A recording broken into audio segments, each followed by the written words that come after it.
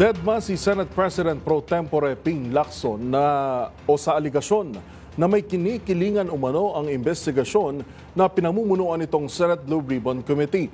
Ayon sa Blue Ribbon Committee Chair, imbento at walang basihan ang pahayag na ito ng kapwa nila mambabatas na si Senator Amy Marcos.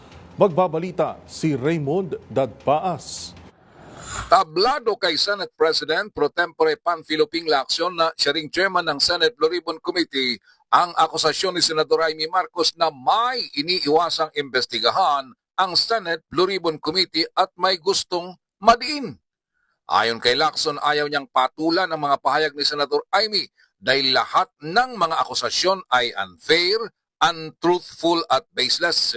Ito ay bilang respeto sa mga senador ngayong 20th Congress at ganoon din sa mga masigasig na staff ng Senate Blue Ribbon Committee. Sa kanyang online news conference kahapon, inakusahan ni Senador Amy ang Senate Blue Ribbon Committee na iniiwasan na iporsigi ang investigasyon sa kanyang pinsan na si dating House Speaker Martin Romualdez at ilan pang opisyal sa Malacanang kaugnay ng flood control scam.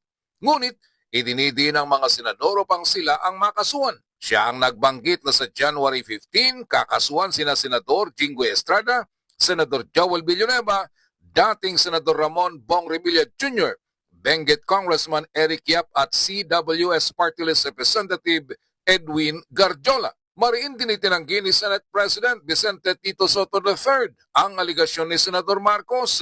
Wala umanong nagbabawal sa sinumang senador para magtanong sa hearing ng Senate Blue Ribbon Committee.